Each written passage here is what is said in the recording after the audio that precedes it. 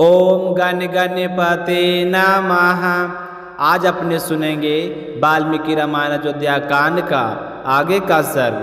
भगवान का आशीर्वाद पाने के लिए इस सर्ग को पूरे ध्यान पूर्वक एकाचित होकर पूरा सुने। बोलिए गणेश भगवान की जय हो, बोलिए सियावर रामचंद्र भगवान की जय हो।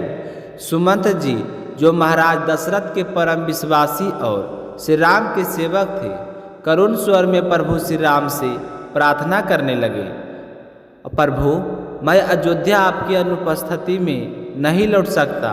मेरा हृदय आपसे जुड़ा है। यदि आप मुझे साथ लेकर वन नहीं जाते तो मैं तो इस रथ सहित अग्नि में प्रवेश कर जाऊंगा। मेरे लिए जीवन का कोई अर्थ नहीं रहेगा।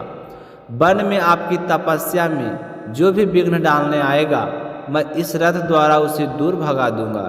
आपकी सेवा ही मेरा जीवन का परम सुख है। कृपया मुझे आज्ञा दीजिए कि मैं भी आपके साथ वनवास में चलूं। जब तक आप वन में रहेंगे मैं भी उसी प्रकार सेवा करता रहूंगा। सोचिए प्रभु, यदि आप मुझे कह दे कि सुमंत तुम भी मेरे साथ चलो तो मेरे लिए यह जीवन का सबसे बड़ा आशीर्वाद होगा। अयोध्या और स्वर्ग इन सब का सुख में मैं त्याग सकता हूँ, किंतु आपके बिना अयोध्या में लौटना मेरे लिए असंभव है। मेरा हृदय चाहता है कि वनवास की 14 वर्ष की अवधि आपके चरणों की सेवा में क्षण भर समान बीते, अन्यथा यही 14 वर्ष मेरे लिए 1400 वर्षों से भी भारी पड़ेंगे। कृपया करके मेरा परित्याग मत कीजिए। सुमंत जी बार बार विनम्रता से यही प्रार्थना करने लगे।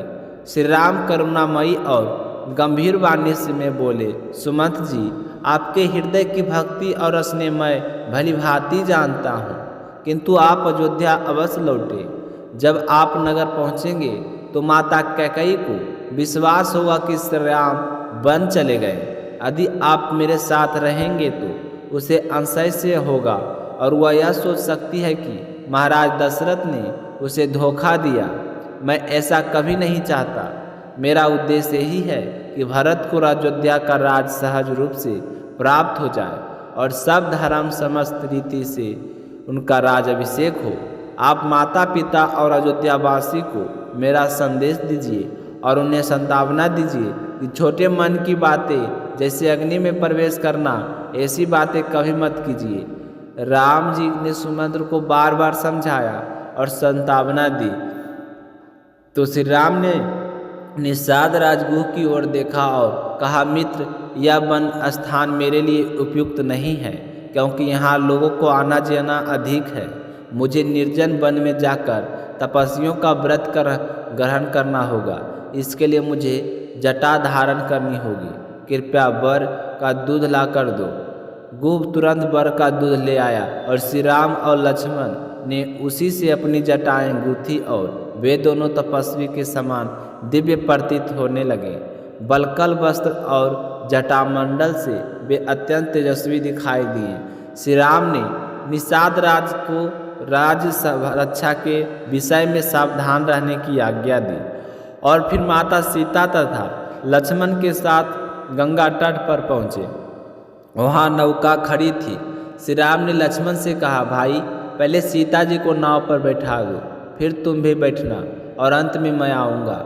जैसा आदेश मिला वैसा ही लक्ष्मण ने किया। सीता जी के नाव पर बैठी, फिर लक्ष्मण और अंत में स्वयं श्री राम उस नौका पर आरूढ़ हुए। निषाद राज ने अपने भाई बंधु को नाव चलाने का आदेश दिया। उसी समय प्रभु श्री राम ने ब्राह्मण और क्षत्रियों के योग वैदिक मंत्रों का जाप किया और गंगा पार करने की तैयारी हुई। इतना कहकर यह सर्ग समाप्त होता है। कल हम सुनेंगे आगे का अद्भुत प्रसंग। भक्तजनों, यदि आपको यह अध्याय भावपूर्ण लगा हो तो कमेंट में जय श्री राम लिखना ना भूलें और अशोक वेदा चैनल को सब्सक्राइब जरूर करें। प्रेम से बोलिए सियावर रामचंद्र भगवान की जय।